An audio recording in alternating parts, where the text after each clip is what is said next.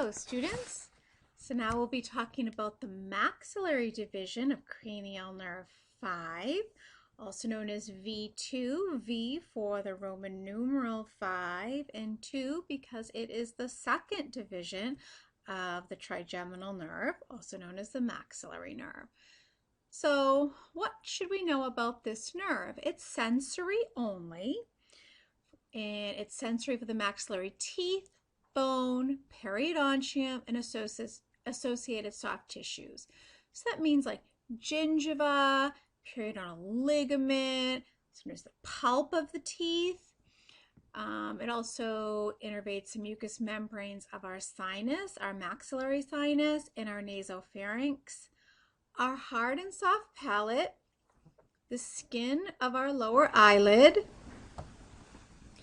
upper lip and side of nose, that's the ala of the nose, and part of the tonsillar area.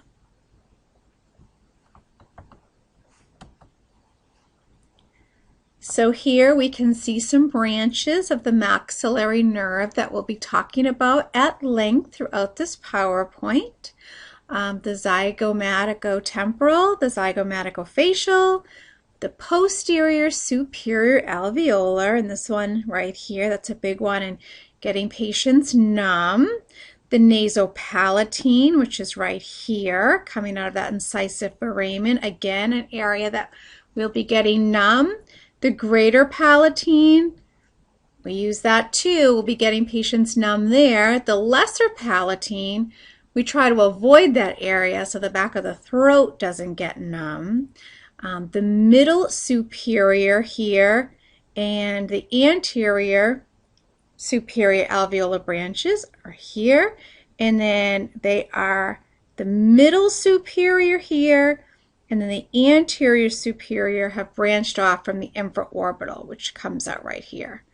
So the MSA, middle superior alveolar, and the ASA, anterior superior alveolar, are branches of our IO, or infraorbital nerve.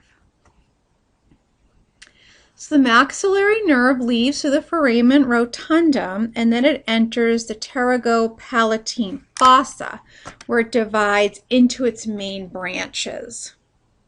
So let's take a closer look at that pterygopalatine fossa, which here we've kind of cut it away. Here's the ganglion here, maxillary nerve, and the pterygopalatine ganglion is right down here. So here's the fossa. It's kind of hidden deep. So let's orient ourselves.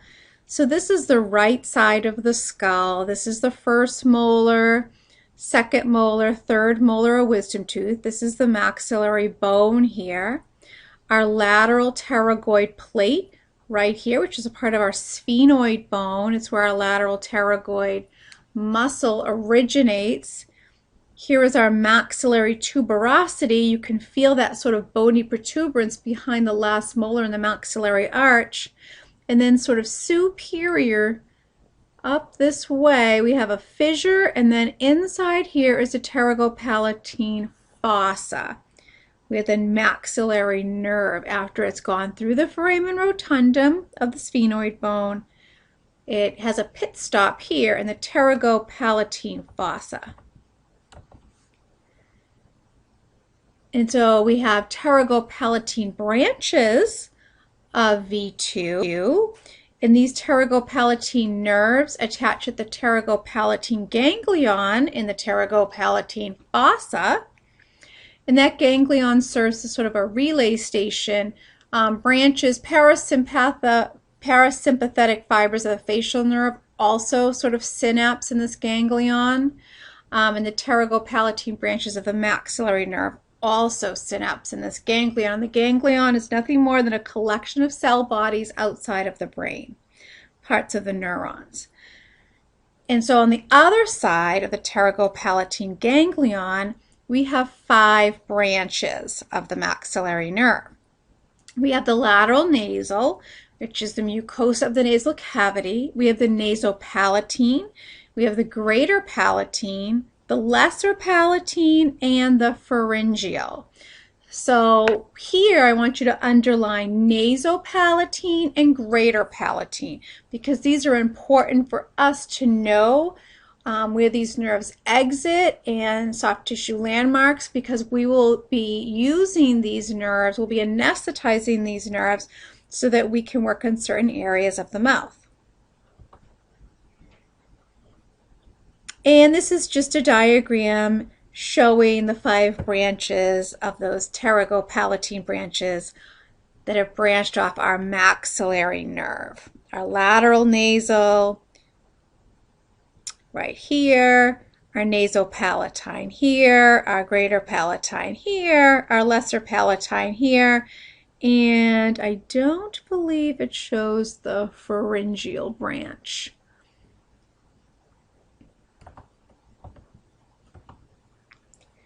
So let's talk a little bit about the nasopalatine nerve, also known as the NP. So it enters the nasal cavity, so it leaves the pterygopalatine fossa and then enters the nasal cavity through the sphenopalatine foramen. And everything I'm saying here is written down exactly in a couple of slides. So you don't have to be sort of copying it very quickly because I do have it written down. So let's take a look here. Oh, I see that nasopalatine fossa, nasopalatine nerve right here. It enters the nasal cavity through that sphenopalatine foramen, crosses the roof of the nasal cavity, travels along the septum, and then the floor of the nasal cavity. Then now here, so that last image is sort of a lateral view of the nasopalatine branch sort of coming through the nasal cavity down, and then finally it actually exits or passes through the incisive canal and enters the oral cavity through the incisive foramen. So this is the nasopalatine nerve here, exiting out of this foramen. Nasopalatine nerve, incisive foramen, covered by the incisive papilla, which we burn sometimes when we have hot pizza. We can't wait to eat the piece of pizza, so we bite into it and the cheese sticks there and burns. We call it the roof of our mouth. We've actually burned the incisive papilla. And there are right and left branches that come out of here. To me, this kind of looks like cat whiskers. Whenever I see it, that's what it looks like to me. And what does this innervate, this nasopalatine nerve? It innervates the lingual bone here, the mucous membranes, and the gingiva of the premaxilla. And the premaxilla is basically canine to canine. So it doesn't do much with innervating the teeth, but the bone here and the tissues that are here from canine to canine on the palate, on the lingual surface, will get numb if we inject the patient right here. Occasionally, rarely, but sometimes this nasopalatine nerve also innervates the central incisors.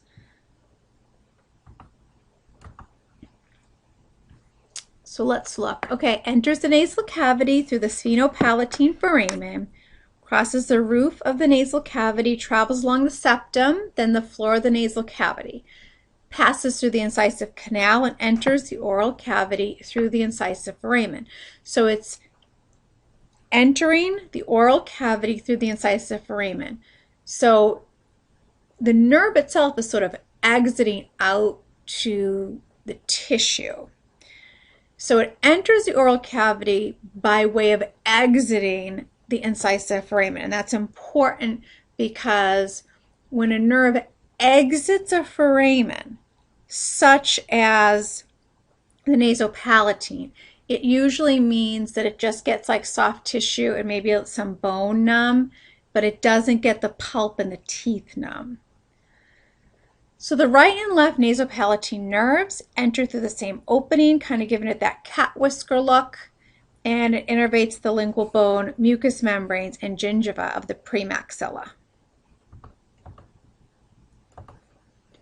And here is what it looks like when we're actually injecting the area, when we're getting the patient numb. So we use the cotton-tipped applicator with a little bit of topical anesthetic, which is that jelly. Some of you may have had an experience with that at the dental office, where they kind of swab on something onto the soft tissue that numbs it first. And then we will approach the incisive papilla at this sort of 45-degree angle. So our soft tissue landmark for the nasopalatine injection is the incisive papilla, actually sort of the chubbiest portion of the incisive papilla. The incisive papilla on a lot of people looks like a teardrop. So we look for the chubbiest portion of that. So we just did nasopalatine. Next we'll do the greater palatine. And the greater palatine is right here. Greater palatine foramen, greater palatine nerve. So this descends through this pterygopalatine canal right here. And then it enters the oral cavity through the greater palatine foramen. So it enters the oral cavity by exiting the greater palatine foramen.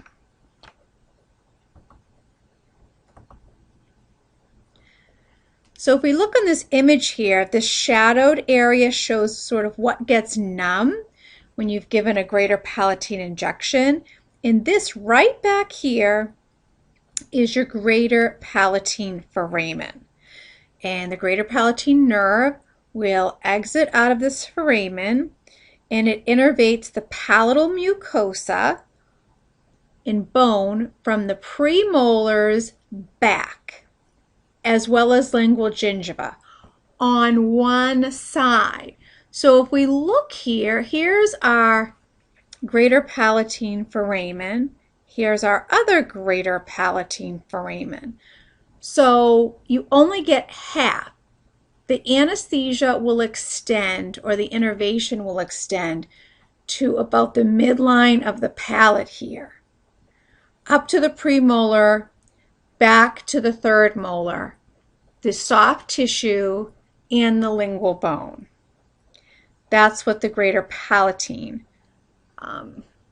anesthetizes or innervates. It also communicates with terminal branches of the nasopalatine nerve. So what does that mean? Well, here we see our incisive foramen. And so if the nasopalatine nerve comes out of this incisive foramen, it will go from, because we have a right and a left branch that come out of the same foramen. So it will innervate from canine to canine. But right about this point here, where we have canine and then first premolar, occasionally the greater palatine nerves that extend forward and the nasopalatine nerves that extend backward will kind of communicate with each other. So what does that mean? That means that if the patient needs to get numb here, you anticipate that they will be numb up to the first premolar, this lingual gingiva right here. It's just killing the patient. And so you give them a greater palatine injection thinking, well, that's where the greater palatine innervates. And if I numb this nerve right here, I will get this lingual gingiva numb. But the nasopalatine nerve, because it kind of extends backward, right, you may have some innervation in this spot, right? They kind of cross over or cross innervate the same spot. And so, because that happens, you may also have to give the patient a nasopalatine. They may still say, oh, it's still really bothering me. So there's some cross innervation from a separate nerve.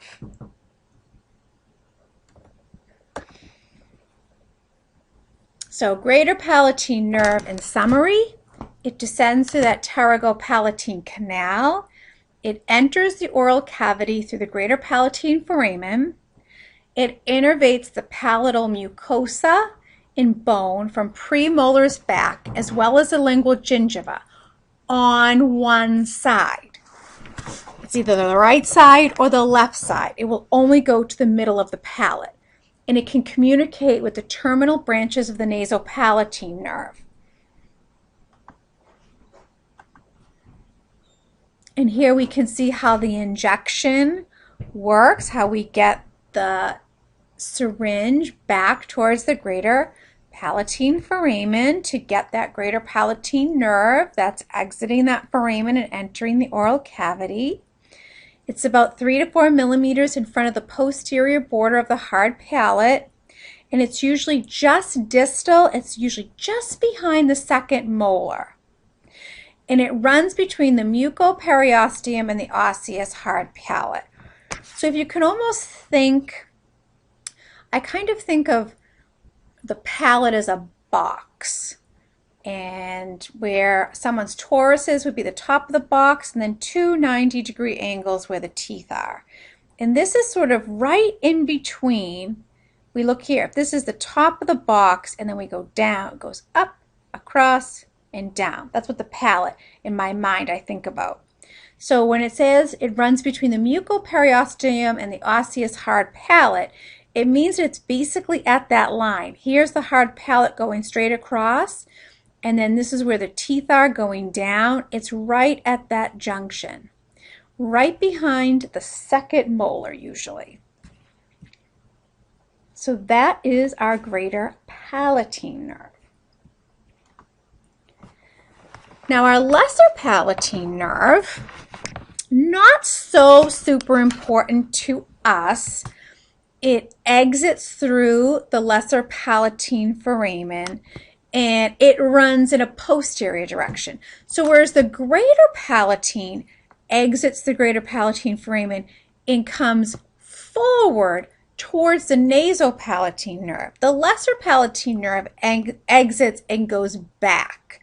It runs in a posterior direction, and it innervates the soft palate and palatine tonsils. So the lesser palatine foramen is posterior to the greater palatine foramen.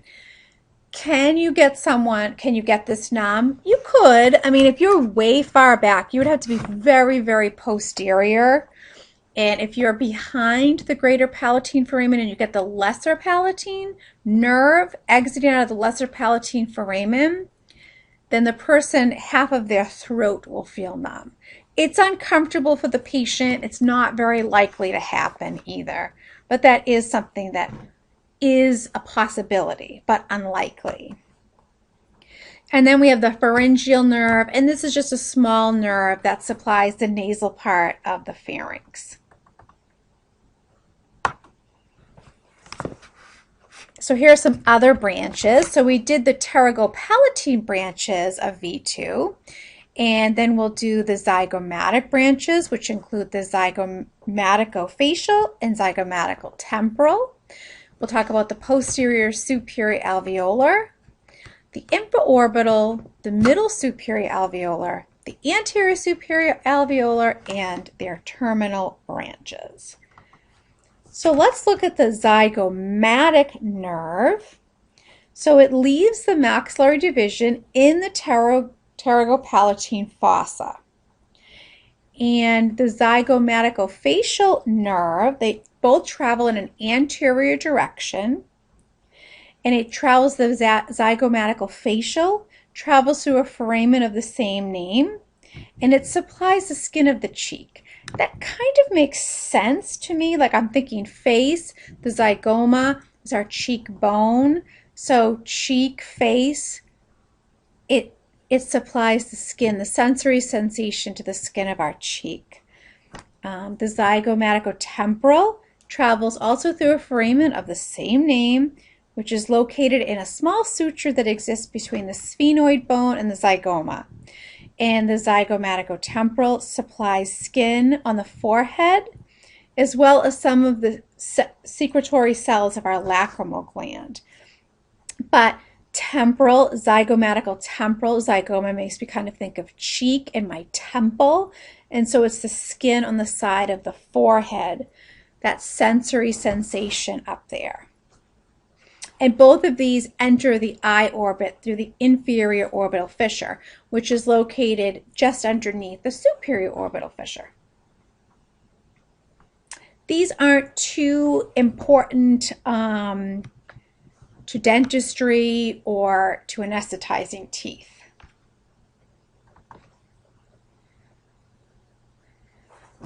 So posterior superior alveolar nerve. Those are a lot of words. Posterior, okay, so it's behind. Superior, think of that. That means maxilla. Alveola means bone. And nerve. Usually known as PSA for the posterior superior alveolar.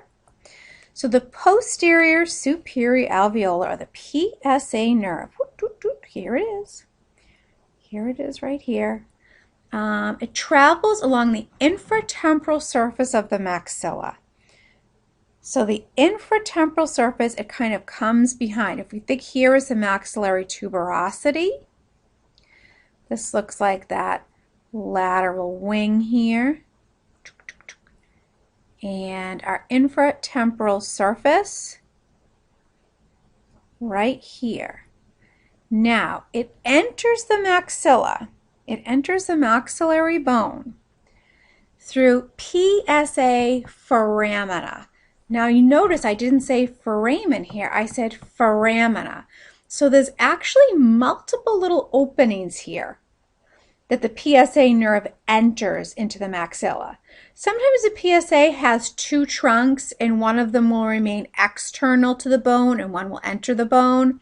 But there's usually about 3 or 4 foramina that the nerve will enter in. And so it's called the PSA foramina, located right here. And what does the PSA nerve innervate? The posterior of the maxillary sinus. And it also innervates the pulp, the buccal bone, buccal gingiva, and periodontal ligament of the maxillary molars, except for the mesiobuccal root of the maxillary first molar. So that's what it innervates. This is what gives sensation to the pulps of our third molar, our second molar, and our distal buccal of our first molar. The pulp, the buccal bone, buccal gingiva, and periodontal ligament. So this is a big one. This one is important to us. We use the PSA injection a lot to get these areas numb for patients for comfort. So PSA travels along the infratemporal surface of the maxilla. It may have two trunks. One will remain external. It will enter the maxilla through the PSA foramina. So it's entering the bone. That means, and it's innervating the pulps of those teeth. So that's going to get a good pulpal anesthesia of the teeth. So it's entering the foramen, which means it gets the teeth. If it exits a foramen, it usually means it's soft tissue. So what does it innervate? The maxillary sinus, posterior, and also the pulp, buccal bone, buccal gingiva, and periodontal ligament of the maxillary molars, except for the mesiobuccal root of the maxillary first molar. And here it is showing it.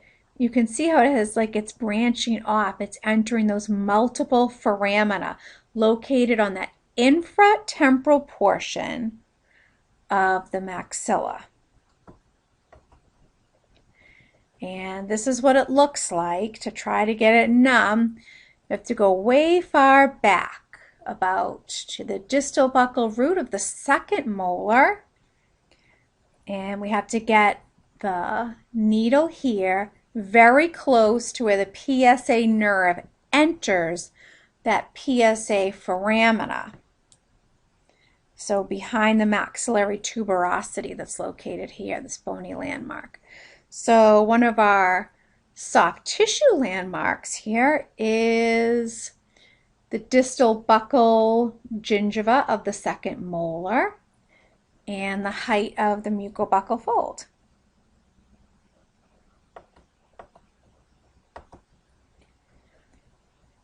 So that's our PSA. The next one we're going to talk about is our IO, or infraorbital nerve. So infra, below, orbit, eye. So it's below the eye. And let's look here. Hey, this is the infraorbital foramen, and look at the nerve. It's coming out right below our eye. So that kind of makes sense, right? So this is a terminal branch of the maxillary nerve. It enters the orbit through the inferior orbital fissure and follows the infraorbital groove to enter the infraorbital canal. So within that canal, within this canal, the nerve itself splits. The IO will split into the MSA, and it will split into the ASA, and here are the terminal branches of the IO that comes out here. So within the IO, or infraorbital canal, two branches split off, the MSA and the ASA.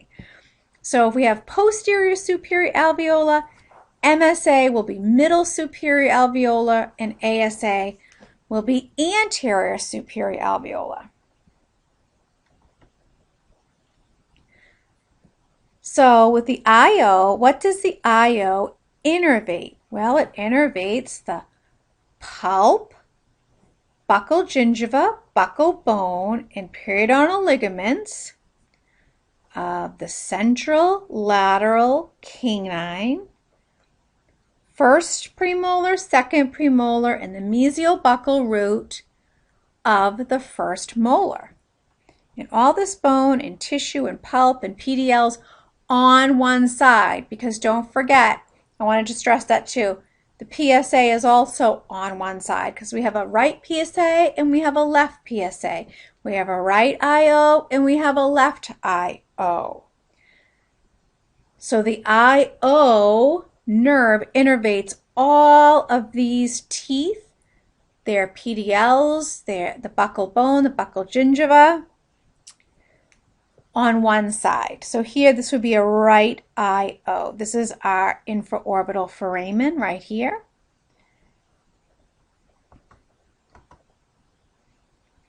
And this is a summation of the IO, terminal branch of the maxillary nerve. That means terminal kind of means the end. So it ends when it exits out of the infraorbital foramen, right under our eye. It will enter the orbit through the infraorbital fissure, and it follows that infraorbital groove to enter the infraorbital canal. And then once the nerve is in the canal, it separates or branches off for an ASA and an MSA nerve, and then it finally terminates at the infraorbital foramen. So this is what the injection looks like, an IO injection. We want to numb, you saw how many teeth get numb from this one injection. So the penetration site, the soft tissue that we're going to be looking for is over the first premolar intraorally, the height of the mucobuccal fold directly over the first premolar. The other thing that we want to look for is the infraorbital foramen. So what you do and what I can ask you to do right now is take your index finger and kind of feel around right underneath your eyeball, right? If you feel the kind of the rim of your orbit, you may feel like a little notched out area. You should be able to feel it. It should be sort of directly underneath your pupil. If you feel that little notch and you come down about the width of your finger, you'll be right around the infraorbital foramen. It's about a finger width below the infraorbital notch. It's about 10 millimeters below.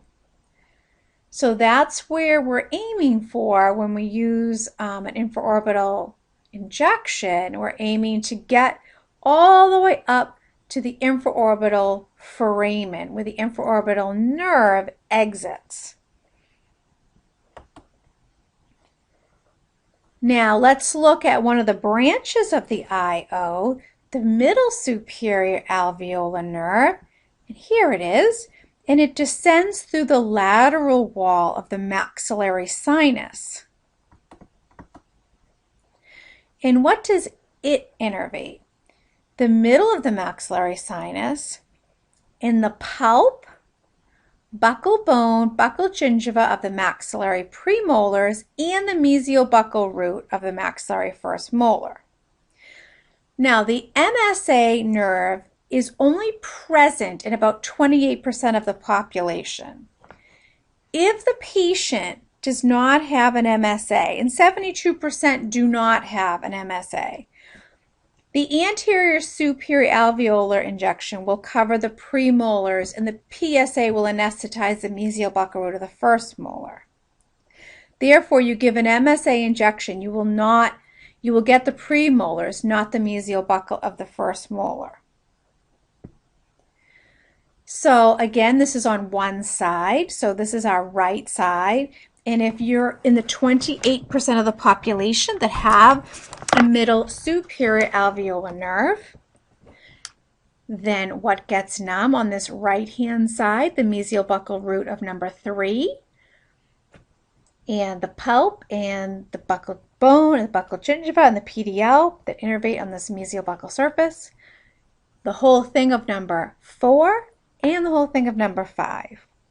Pulp, buccal bone, buccal gingiva of those maxillary premolars.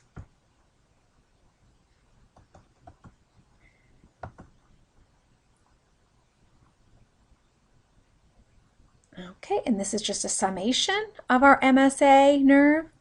So it descends to that lateral wall of the maxillary sinus. It innervates the middle of the maxillary sinus, the pulp, buccal bone, buccal gingiva of maxillary premolars, and mesial-buccal root of maxillary first molar. And it's present in 28% of the population, and this is on both sides.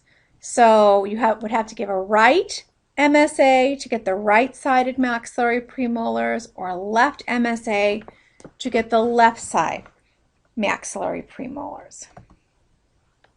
So what is our soft tissue landmark when we're giving anesthesia? It's the mucobuccal fold directly above the second premolar, the maxillary second premolar. All right, anterior superior alveolar nerve. See right here. It descends to the anterior wall of the maxillary sinus. Let's see what it innervates, right? Which of the following, okay, so right here, what is it innervating? That ASA. So we're on the right-hand side of the patient. We've done a right ASA. The right anterior superior alveolar nerve innervates the canine, lateral, and central on one side. So this would be a right ASA. You'd have to do a left ASA to get 9, 10, and 11. So it's pulp, buccal bone, buccal gingiva, and PDLs of the canine, lateral, and central on one side. Now this, just like how we talked about the nasopalatine and the greater palatine having some crossover, the ASA, the right ASA, and the left ASA have some crossover right here at the midpoint. So occasionally, if you've anesthetized this area, this nerve, right about here, the patient will say, oh, I feel that. It's because the left-sided ASA is communicating or crossing over a little bit with the right-sided ASA. And so occasionally, you'll have to do a left-sided ASA to get this mesial portion of tooth number 8.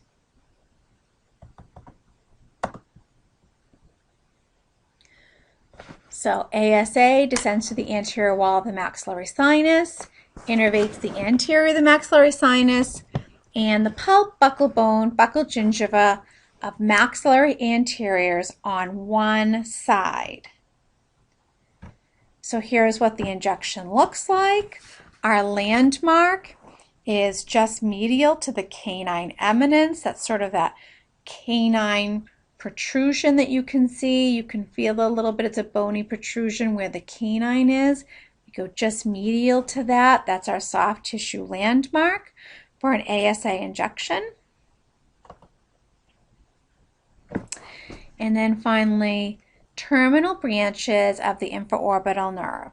So the infraorbital nerve exits to the infraorbital foramen, and it divides into 3 terminal branches. The inferior palpebral, which is the skin of our lower eyelid, the external nasal, which is the skin on the side of the nose and the ala of the nose. The superior labial is the skin and mucosa of the upper lip. So, when you give an infraorbital injection, you probably saw how high you had to go to get up to that foramen. And if you have the infraorbital nerve anesthetized, the clue to you that you got it, that you were high enough, is the patient will say their lower eyelid is numb. If their lower eyelid, if this terminal branch of the infraorbital nerve, the inferior palpebral, gets it, then you have gone deep enough and the infraorbital nerve has been anesthetized, and you'll get that big chunk of teeth and pulp and bone from the centrals all the way back to the mesiobuccal root of the first molar. So the eyelid is a big indicator that the infraorbital nerve injection has been successful. So here is kind of a little diagram. We've just talked about the maxillary right now, the maxillary nerve, and it shows you this is what the anterior superior alveolar gets. This is the middle superior, the posterior superior alveolar, greater palatine, and nasopalatine. And you can see this is on one side. It's not both sides. So if I look at this, this is the left side. So this would be left ASA, left MSA, left PSA, left GP. The only problem or mistake is the nasopalatine, even though there is a right and a left branch, they both exit out of the same foramen, that incisive foramen that's right here. And if you go underneath that incisive papilla with anesthesia, both the right and left sides will usually become anesthetized if you're deep enough. So even though there are right and left branches, you usually get both of them when you do this injection. And it's really the only one that happens.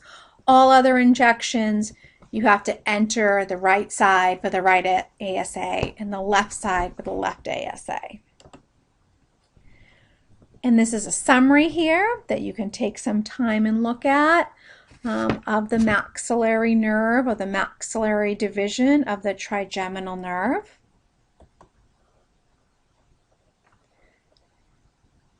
So just a quick review.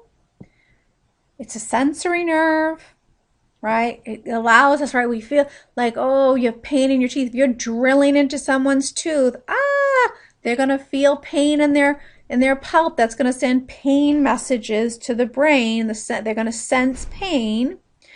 The maxillary nerve leaves the skull through the foramen rotundum, which is located on the sphenoid bone.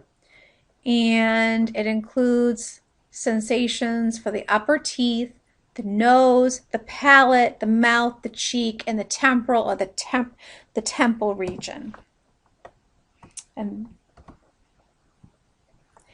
And this is also just a quick cheat sheet for you. What innervates, what nerve innervates which teeth, which pulp, areas of the maxilla. So you can take a look at this. And that concludes V2.